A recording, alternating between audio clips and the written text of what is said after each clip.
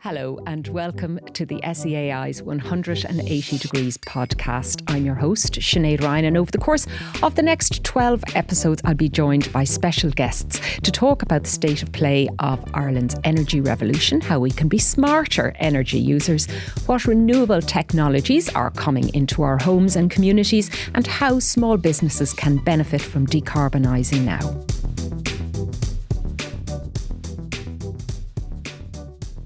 Welcome to episode 10 of the SEAI's 180 Degrees podcast. I'm Sinead Ryan.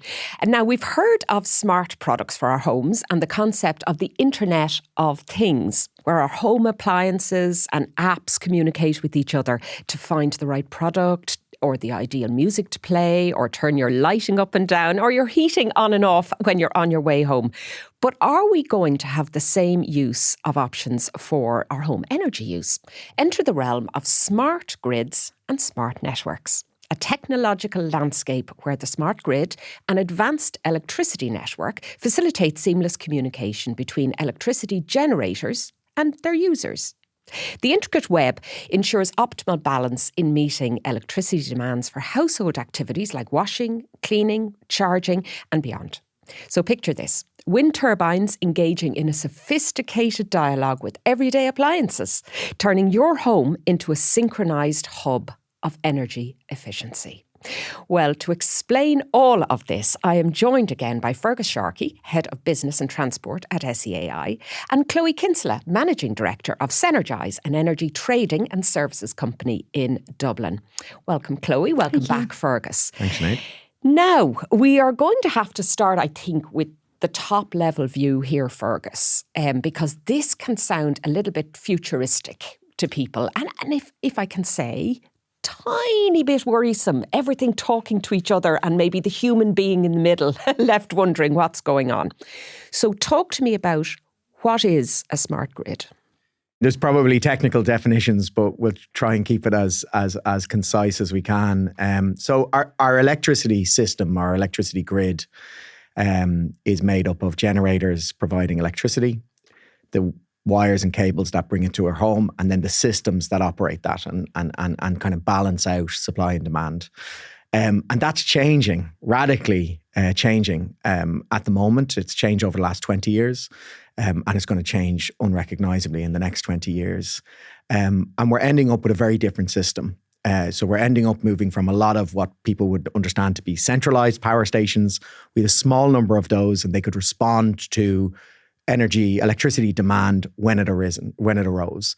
And now we're moving towards a more renewable electricity system that's made up of hundreds of small wind farms and solar farms and thousands of solar panels on people's homes and businesses. And that's a much more complex system. And how we balance that will require a much more sophisticated approach to our electricity network. And that's where the smart element comes in. So when people are thinking of all the different elements involved with renewables, because happily we can get renewables from lots and lots of different sources, from the ground, the air, the sea, the wind, roofs, is it just that there's so many more sources and to join them up is really, really a kind of a big challenge logistically? Yeah, I think that is true. And I think there's two big things, I suppose, at a high level that we need to think about. So one is the classic, well, it's not always windy and it's not always sunny. So we have this, I suppose, weather-dependent renewable system that has to be backed up when the renewables aren't there. And that can come from energy storage, conventional power generation, which comes from fossil fuels, or interconnection to the UK or mainland Europe. So all of these solutions are kind of out there. And then the second element, which is really where the smartness kind of benefits consumers, is because of that, there's a very dynamic cost of electricity. If you have a lot of renewable energy and low demand, then you have an excess of renewable energy and the cost will be low. But conversely, if you don't have a lot of renewable energy and you have a lot of demand, so you'll have seen these occasions during the winter where, you see things like amber alerts coming from EirGrid. And that's where the conventional power generation is being relied upon and is under pressure. So that's during those periods, electricity would be very expensive. So you get this pricing dynamic happening. And that's a really, really important thing that people can tap into with smart enabled products in their home and with different approaches to using electricity. And I suppose the ideal then from a kind of an umbrella viewpoint is that this should all be seamless. I mean, individuals shouldn't have to worry anymore, perhaps, that it's windy or it's not windy or it's sunny or it's dark, that there's an underlying structure that means that all of this is being handled and to ensure the consumer the best price and indeed that transfer, it's concentrated on renewables rather than fossil fuels. Yeah, exactly. So, I mean, the important transition that we're going through is we're moving from a place where we only had to control a small number of power stations and demand was sort of, it happened when it happened and you could predict it to an extent. You know, at 5 o'clock, people start their dinner. You know, at halftime in a match, people are going to make a cup of tea. All of that can be seen on the electricity system. And that was kind of a very old school of thinking. And we're moving from that sort of small number of moving pieces to an entire orchestra of tens of thousands of things. So a simple analogy that people might get is we now have, you know, at the time of this recording, we've probably about 120,000 electric vehicles on the road. If they all plugged in at the exact same time to charge, that's a major problem. So suddenly you have, you know, you could have 400 or 500 megawatts of power, which could be like 10% of your demand just coming on at once. And that's this type of challenge that happens when you've all this distributed electricity demand and generation that has to be balanced out. Well, let me move to Chloe now, because Chloe, you're the kind of the puppet master here. So there's a jigsaw of moving parts among all of this. And as Fergus said, there is a juggling act to play, there's a pricing issue to play, and this is what you do as an energy trader. I'm not sure that job existed when I was leaving school. So tell me a little bit about what it is and how you do it. So at the moment, there's a separate price for electricity every 30 minutes. Okay, so every 30 minutes at the moment in the wholesale market, there's a separate price. And how that's determined is based on what power plants make up running that demand. So if it all can be met by wind, the price would be zero. But if the last megawatt had to be met by a gas plant, gas would set the price. So effectively, we would forecast what power plants need to meet demand and then forecast the price. And it's every half an hour it's changing. So it's really dynamic. And if we look at previous to smart meters, you got somebody coming over to your house and taking a meter reading every 2 months, but they didn't know when you consumed the power. They just took a meter read. So they'd no idea in what half hour you consumed that power. So even though it might be helpful for you to turn down the power at certain times to help the system, the grid didn't know when you consumed it. So the great thing about smart meters is now they can actually read in each half hour when you consume the power, and then the consumer can, or the domestic consumer can actually help the system to try and balance the grid.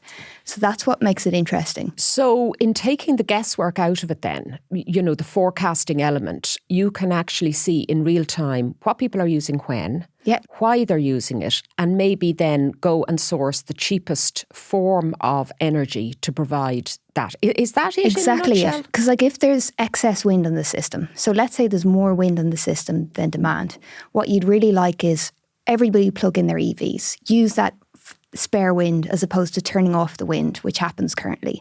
So it's use everything to its fullest so we get as much renewables on the system as possible. And then let's say there's no wind on the system, tell people to not plug in their EVs or shift their demand to try and help the system. So we've huge amounts of renewables in the system. It's to use them optimally. So Chloe, it seems to me we Irish already have an obsession with the weather. Yeah. Is this now going to feed into our Met Éireann reports and, you know, tie in with what we already kind of look out the window? Is a good drying weather? Now it's going to be, is a good EV charging weather? Totally. All we do is look at the weather, to be honest. And what's interesting is actually a storm you think would be brilliant, loads of wind. And actually in the latest storm, the Isha storm, they turned off the wind turbines. So the wind was lower than we expected because of cutout speeds. But yeah, we're obsessed with weather, and it is going to be linking weather with your home devices. So it would seem to me then that if that's where we are heading, and it is, then there is a part to play across the continent. So it's probably not just Ireland that you're balancing off and trading. So and we do rely on kind of energy coming from Scandinavia, from across the UK. Does that all feed into this? Totally. And it's interesting because we trade in Ireland, UK, France, Netherlands and Belgium. So Netherlands, great example. last year they've installed huge amount of rooftop solar, but more solar than their demand. So we were actually seeing prices at the day ahead of -400, minus. So you got paid if you consumed because there was too much sun on the system. Now really what you should have done in practice is everybody plugs in their EVs to consume that. And that's why we're in transition at the moment, where they haven't got the technology totally correct to sync it in.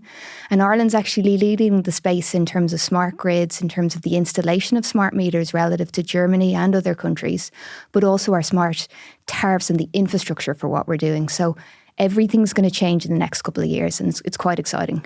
Right. I reckon they're all on their bikes. That's probably they're not they're plugging in EVs over in Ireland. Well, that all sounds very exciting. Still a little bit scary now, I'll be honest with you, from my perspective, because I don't know how all that works. But it sounds to me like there's a lot of juggling going on, but it's now in a very controlled way, with none of the trying to guess what's coming ahead. It's much more planned. And that has to be good for the price that consumers pay in the end. Definitely, yeah. Okay. Now, so Fergus, talk to me then about, Chloe's kind of presented a very exciting future there, and, what we can expect out of this new world of smart grids.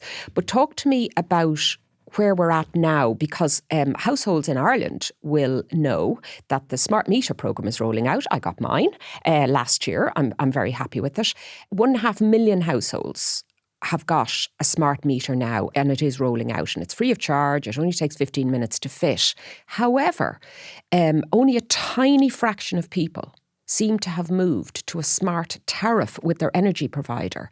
So do you think it's that people lack the knowledge, they're not engaging, or they don't understand how it all works? I think all three. I think it is complex, so we need smart meters to enable this, brave new world Chloe talked about, where we can get everything operating in sync and, in concert with each other. So I think we're at, I was looking at figures yesterday, I think we're at 1.6 million smart meters now in Irish homes. And by the end of the year, every Irish home, give or take, will have a smart meter. And there's, I suppose, the immediate benefit is you can get data from these meters yourself. You can log on to an ESB Networks portal and you can pull down your data. If you're into data, you can really understand where and when you're using energy or electricity in your home. So that's the first benefit, whether you go for a tariff or not. And I think that the challenge for consumers at the moment, so only of those 1.6 million meters, I think only 10%, 160,000 people have moved to a smart tariff. There has been some negative connotation applied to this market, which is fully deregulated. And some of the providers reserve quite expensive tariffs for their smart tariff because it assumes you're not going to use it between 5 and 7 in the evening. You're not going to use it between 7 and 9 in the morning. And in fact, when people do, they get a higher price for it. Do you think that there's more education we can do with people around smart tariffs? Maybe do people think just having the smart meter fitted is enough? They don't have to take any action? Yeah, I think there's a fundamental educational piece that needs to happen. So you can extract a huge amount of value from your use of electricity if you can be flexible with it. And to be flexible with it, you need to understand what you're using, when you're using it, and if that can move. Does that have to be at 5 o'clock? Can you actually move? And there's certain amounts of loads that are pretty easy to move. And obviously energy storage might come into that, and we get into that in a little bit in a little while. So initially, when the smart tariffs came in, each supplier was obliged to offer a certain amount to them. And I think there was legitimate concern because some of them didn't look like good value, and when you put them against existing kind of home load profiles, they were showing as an increase in pricing. That's kind of flipped now in the last 12 months, and the smart tariffs being offered.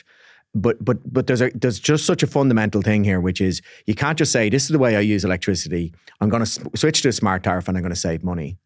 The reason the smart tariffs are dynamic and they have these different things is they offer you an opportunity to change your behavior to save money. So it's a combination of moving to a tariff not that suits your current energy demand pattern, but that suits an energy demand pattern that you can do. That you can work around. Yeah. And I must say, since I moved to mine and started actually interrogating the kind of stuff that comes to me every month to say, look at your usage and here's where it's being used.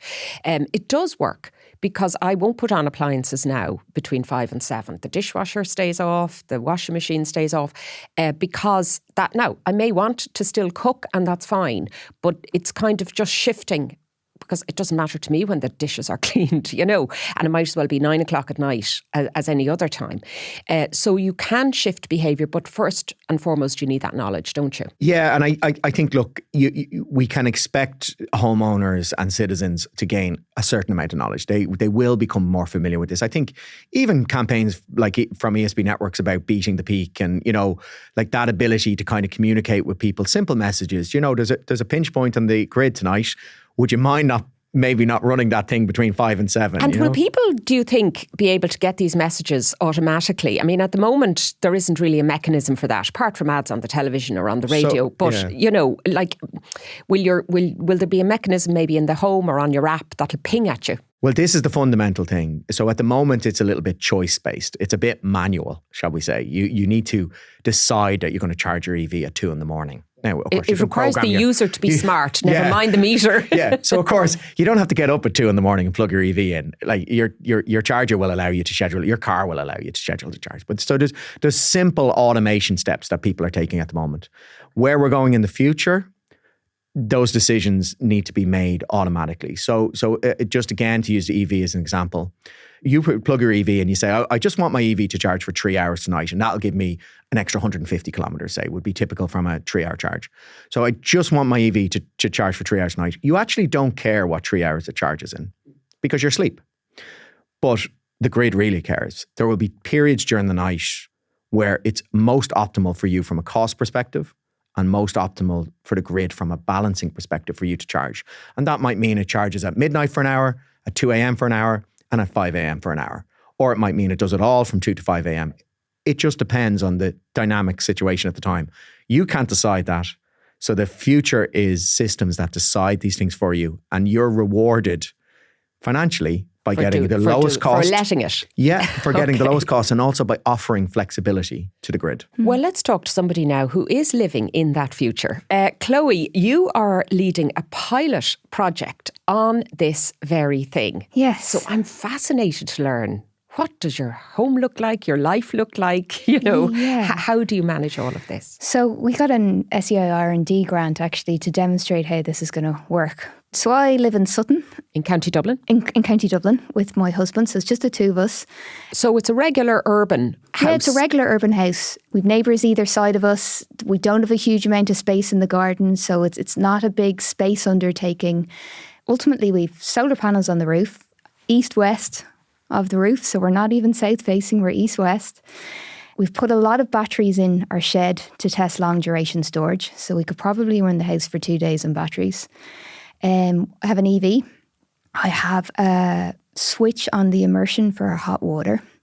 And basically, this is a demonstration project. We're going to feed in a price of electricity every 30 minutes to an optimizer.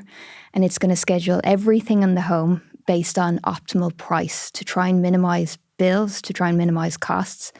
And we're going to run it for about a year to see, turn off optimizer and turn on optimizer. What's the benefit? Financial benefit. And really exciting. It's just at the starting stage of this project. So Chloe, in your day-to-day life, what are you doing anything differently, or are you just going about your business every day from when you get up in the morning? How does this change what you do?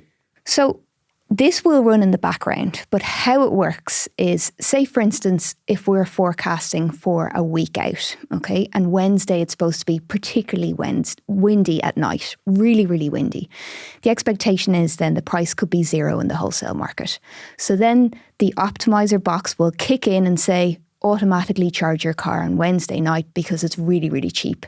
So it will do the decisions for us on the basis of forecasting every half hour of the grid and out where the prices are going to be and what's the optimum time to run things.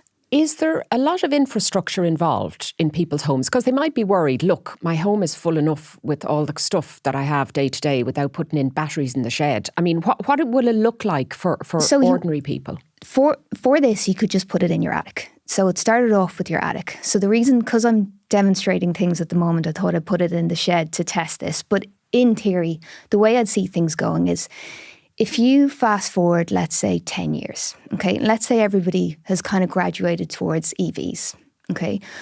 When EVs come to the end of their kind of life, those batteries are still probably good, but not good for driving around in. So where I'd see things in the future is those batteries will come out of your car and go into a home battery.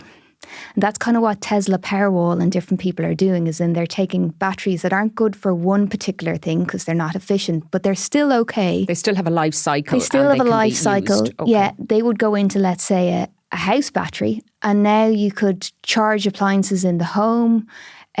Also, in time, vehicles that you buy, the EVs, could give back power to the grid. So you could, if the system is under stress, you could give power back to the grid and get paid for that. Yeah, and we saw in the last budget and the one before that, there was some moves made by government to try and encourage people to at least set up a scenario whereby people could earn money out of this. Now, I don't know that anybody's actually earning any amount up to now, but I think the plan is that if you generate more than you need, you sell it back into the grid and you can get a couple of quid to tax-free to supplement your income. And that currently is there. So like if anybody has solar on their system and they're in work, so they're not using their solar, they are getting paid for their excess power currently. So everybody then, Fergus, has a part to play here. I mean, nobody's going to be escaping this or getting out of it, and nor should they want to. So Chloe's presented us with the future that this is all going to be beautifully integrated into all our homes with batteries in the attic. And I presume when you have buildings like apartment blocks, this can all be centralised anyway. And we've spoken about district heating in the past in our last episodes. You can check that out, folks. And you can see where it's all headed. What actions can people take right now to get involved in this? Apart from educating themselves, which I think we're all going to have to do. Yeah, educate yourself, and there's good material out there. You know, we're putting together an information hub on our website, which will be up shortly, and then there's stuff on the Commission for Regulation of Utilities website, and your supplier will have information about what your smart meter means. I think understand your electricity demand is an important one. The fundamental thing that you're talking about is we're homeowners are going to be rewarded to shift from being a passive user of electricity to an active user of electricity. How much they have to do that manually at the moment, there's a reasonable amount of intervention. Ultimately, there will be a box in your home that can manage all this sort of stuff for you, you know? So understand where and when you're using your electricity, and then can you actually move any of that? Like what of it is flexible? So you talked about your dishwasher or your tumble dryer. They are flexible loads that you can move to times that suit you best from a cost perspective. So don't just think this is my electricity demand pattern, it doesn't change. A lot of it can change. And then look at the smart tariffs that are available. There's by the end of the year, I think there's going to be, every supplier will have to offer maybe another 6 smart tariffs, including... Now, let me stop you there, because this is exactly the kind of thing that confuses people. Of course, so they hop on a comparison website and they go and look at the smart tariffs. Why do you need 6 of anything? I mean, look, you know, would it not make a whole heap of more sense just to have one thing and this is the cheapest thing for you? Because how will I know as an ordinary consumer if I have 6 smart tariffs, which one to go for? Yeah, so at the moment, this is the big challenge, right? So, the ultimate smart tariff is what we would call a full dynamic or time of use tariff. So every half hour to be a different price for electricity. That's the way the market is. That's if you had full transparency through to the electricity system, that's the way it would be. And some of them exist in the UK at the moment, but we haven't got anything like that here. At the moment, a lot of the tariffs are sort of advertised kind of on a lifestyle basis. So, and that will probably, because that kind of cuts through a little bit of the noise. So it kind of, are you an EV driver? This is likely the best one for you. Do you have a heat pump? This is likely the best one for you. You know, they'll have a family lifestyle one. They'll have a working from home one. It's those type of language that people use. Well, if they stuck to that language, I think people would be a lot more likely to use it. But I find that the language around energy, you know, the kilowatts per hour and the MPRN and all this stuff, like it's almost designed to confuse. So would you be in favour then of having a system where maybe the suppliers are told, listen, you have to approach people the way they are going to read this, because this is not the only thing that's going to consume their day. Yeah. Would it help to have that in kind of defined, simple language as you've outlined? Yeah, I think where we're going is suppliers will have to offer you the most optimum tariff for your needs. So if you have 2 or 3 years of data of your energy use, and if you're just asked a couple of questions like, do you have an EV? Could you change your use of your appliances in a different way? Could you, how often are you home? Simple questions to try and understand a user's patterns. You could probably very quickly be offered the optimum. They'd look at your data and say, well, on that basis, we've applied every tariff we have. Tom, Dick and Harry has been applied to this. And actually, this tariff gives you the lowest running costs. So you might have an entirely different tariff from your next door neighbour. Absolutely. Based on how you live your life and what you do. Exactly. And that's the challenge. Yeah. Everybody is different. Yeah. So some people have a fully electrified home with solar and they're producing a lot in the middle of the day and exporting a little bit. And then they're plugging in their EV at night and they're running a heat pump. And the person next door mightn't have any of those technologies and is just really using electricity to run appliances and is still on a gas boiler and doesn't have an electric car and doesn't have solar. So everybody's very, very different. So that's where, we have to cut through that decision making. At the moment, it does take a little bit of thought. And I completely agree with you. I think it is confusing. And clearly it is when only 10% of people have taken up a smart tariff. So they're not seeing that there's sort of gold in them there hills. But there is, my smart tariff at night is roughly about 8 times cheaper than my daytime tariff. So like the benefit for me, it costs me nothing to run my EV, about 15 quid a month. And listen, I know people instinctively know that running stuff at night is cheaper than running it during the day. I like they have that kind of cognitive ability, but it's about the precision of it. And they're kind of saying, well, I don't live during the night. I have to do this stuff during the day. Yeah. But maybe they don't have to do it at 5 p.m. They can do it at 4 p.m. or 9 p.m. Exactly. And it's those tweaks, really, rather than completely fundamentally changing your life. There's certain things like you can't recommend someone run their tumble dryer at night while they're asleep. I mean, they're obviously tumble dryers create a fire risk. So you can't tell people to do certain things at night.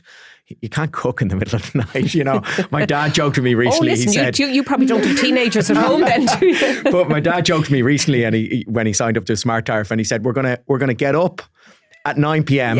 and live during the night, and then we're going to go to bed at 9 a.m. because it's going to be so cheap for us. So yeah, it creates a different dynamic, but there's only so much manual intervention that's possible. And ultimately, the more that this is automated, then consumers don't have to make a choice. They literally don't have to make a choice. Like Chloe's presented a world there where your heat pump will look at the following day and it will decide, do you know what? I need to run for 4 hours to keep your home comfortable. I'm going to figure out the best 4 hours to run. Not you. You're not going to have to do anything. And I'm going to do that in a way that is beneficial for you because it's cheapest, and it's beneficial to the grid because it won't put pressure during those times of high price, which is when the grid is under pressure. Well, Chloe, you're kind of living it now. You're doing it so we don't have to just yet. Yeah. What are you hoping to find at the end of, say, this year or 2 year period? To be honest, I'm interested to see what's the saving with and without on an optimizer. Because even for the battery side at the moment, we've spent money on the batteries. I want to see is it worthwhile getting batteries into the home or not. Also, because we trade in the market, I'm trying to linking it into when's the system under stress, and if you aggregated a whole load of houses or a whole load of demand, how that could actually help the system as a whole. And so big things for me is to look at costs and actually see what the saving is, because nobody will do it unless there's a saving, to see how it could basically keep more wind maybe on the system to use it more optimally, and see how it could be aggregated across like multiple sites. It does actually all sound very futuristic, very brave new world. If everybody has this in place by, I don't know what the time scale is for this, but probably 2035, what will the landscape look like? What are we all doing? How will it look if all this goes ahead? Yeah, so I guess we're moving towards a highly electrified future. So every home, or a lot of homes, we would expect will have a heat pump, electric source of heat. We'll have an EV in the driveway or in the car park underneath the apartment building. May have solar on the roof, may have storage within the home. And effectively, what needs to happen is that all of that distributed bits of demand, which can operate flexibly, needs to be aggregated together and matched with weather-dependent renewables. So whether it's coming from wind or from solar, and that will best maximise our indigenous renewable resource. That will best balance our grid and keep it secure and stable so we have good electricity supply.